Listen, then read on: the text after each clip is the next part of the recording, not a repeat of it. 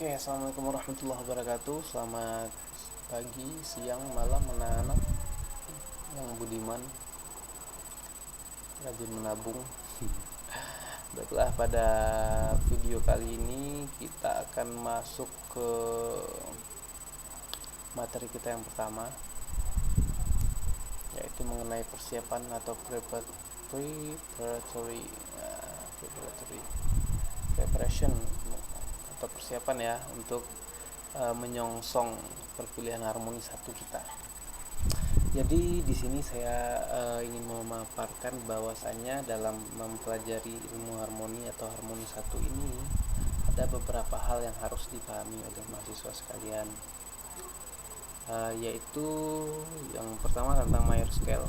Nah, ini sudah dipelajari ya di teori musik ya. Minor scale juga key signature, kemudian accidental yaitu tentang tanda sharp atau tanda sharp, dan juga tanda flat yaitu tanda crash atau tanda mol ya kalau kita sering menyebutnya seperti itu. Kemudian ada yang kelima, note atau rest. Ini note ini sebenarnya adalah note value. Note value ini adalah nilai nada, atau rest ini adalah rest value. Rest value ini adalah nilai istirahat atau diam. Kemudian yang keenam adalah time signature. Yang ketujuh tentang treble clef dan bass clef.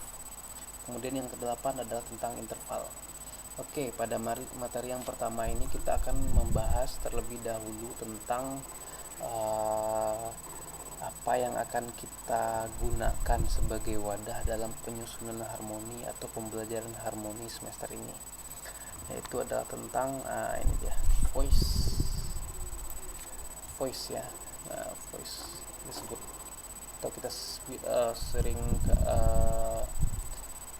terjemahkan dalam bahasa Indonesia adalah suara. Jadi dalam penyusunan harmoni kita tidak menggunakan instrumen musik yang dibunyikan berasal dari alat ya, tapi instrumen musik yang kita gunakan adalah yang berasal dari suara manusia, yaitu SATB. SATB merupakan singkatan dari sopran, alto, tenor, dan bass. Oke, nah di sini seperti saudara-saudara lihat di layar ya, ini sudah saya cantumkan masing-masing suara dengan registernya. Jadi saudara-saudara semua harus tahu bagaimana nanti menyusun suara sopran. Jangan sampai melewati batas register ini.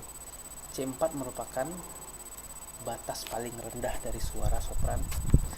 G5 merupakan batas suara tertinggi dari suara sopran.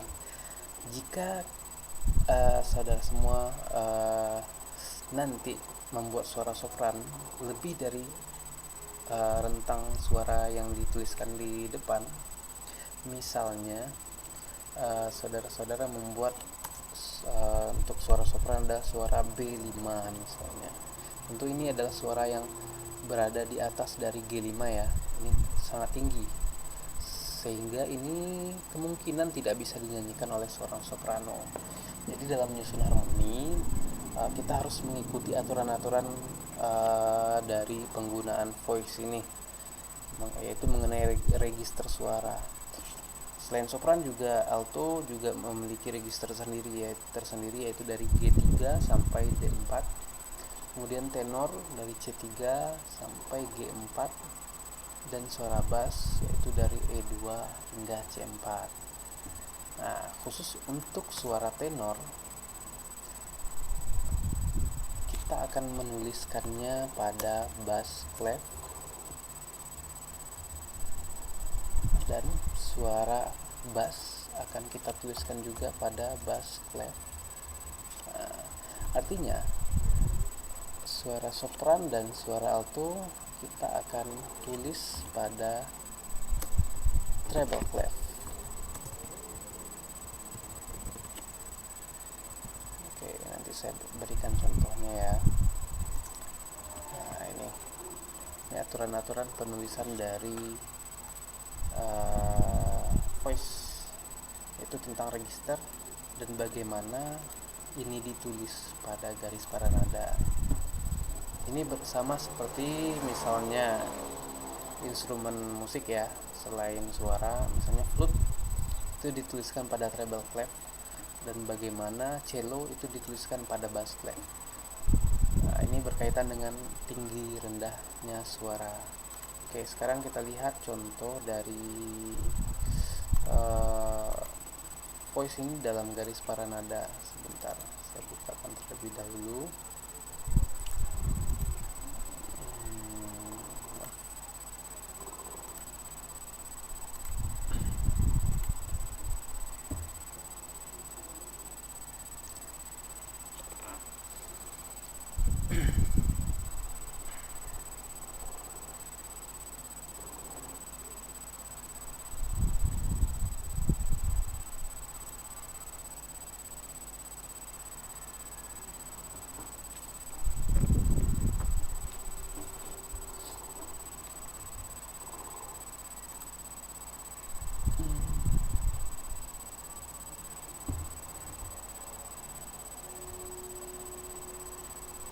Oke, ini sudah saya tulis.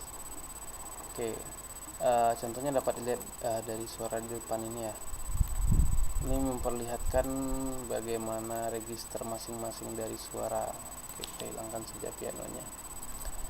Dan penulisan suara sopran berada pada treble clef dari C4 atau C1, juga ada yang mengatakan demikian. C1 atau C4 hingga G5 atau G2. Itu pun yang lainnya.